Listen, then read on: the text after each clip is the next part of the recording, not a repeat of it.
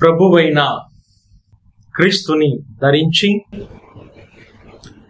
శరీర కోరికలను నెరవేర్చాలి అనేటువంటి ఆలోచనలను మానుకోండి అని పౌలు గారు రోమీలకు రాసిన పత్రిక 13వ అధ్యాయము 14వ వచనములో తెలియజేస్తున్నారండి. ఆత్మకు శరీరానికి మధ్య ఎల్లప్పుడూ కూడా యుద్ధము జరుగుతుంది. పౌలు గారు రోమీలకు రాసిన పత్రిక 8వ అధ్యాయం 8వ వచనంలో మనం చూస్తున్నాము, శరీరానుసారము జీవించేటువంటి వారు దేవుణ్ణి సంతోష పెట్టలేరు. దేవుని నువ్వు సంతోష పెట్టాలంటే శరీర కోరికలను తీర్చుకోవాలి అనేటువంటి ఆలోచన విధానాన్ని మనము మానివేయాలి. శరీరం ఎల్లప్పుడూ కూడా దేవునికి దూరముగా మనల్ని నడిపించడానికి శరీరము ప్రయత్నం చేస్తుంది. అపవాది శరీరాన్ని వాడుకొని మనల్ని దేవునికి దూరముగా తీసుకువెళ్తాడు. ఆత్మకు శరీరానికి మధ్య ఎల్లప్పుడూ కూడా యుద్ధం.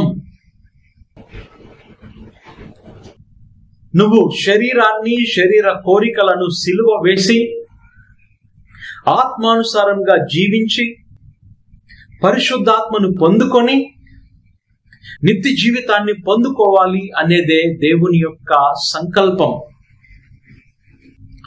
నువ్వు శరీరానుసారంగా జీవించినంత వరకు దేవుని నుండి దేనిని పొందుకోలేవు.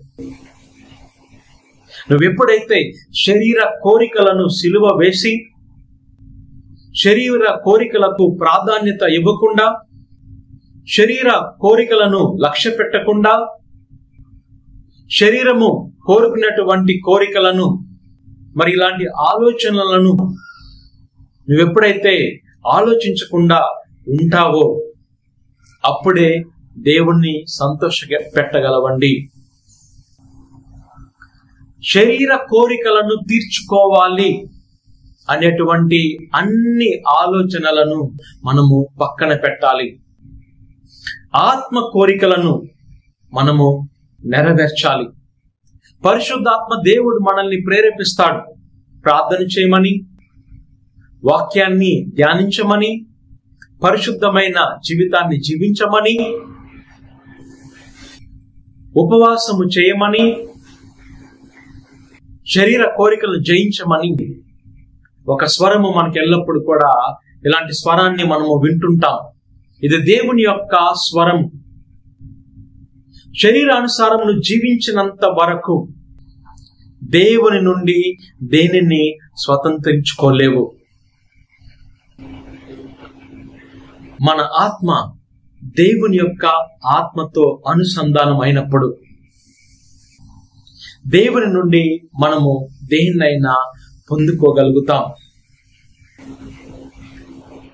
శరీర కోరికలను జయించాలంటే అది ఒక్క రోజులో అయ్యేటువంటి పని కాదు. ప్రతిరోజు యుద్ధము జరుగుతుంది. శరీరము ఒకటి కోరుకుంటే ఆత్మ మరొకటి కోరుకుంటుంది. ప్రార్థన చేయాలని ఆత్మ మనతో చెప్తుంటే శరీరము రెస్ట్ కావాలని కోరుకుంటుంది. మంచి ఆహారము భుజించాలి అని శరీరము కోరుకుంటే ఉపవాసము చేయాలి, దేవునికి దగ్గర అవ్వాలని ఆత్మ కోరుకుంటుంది.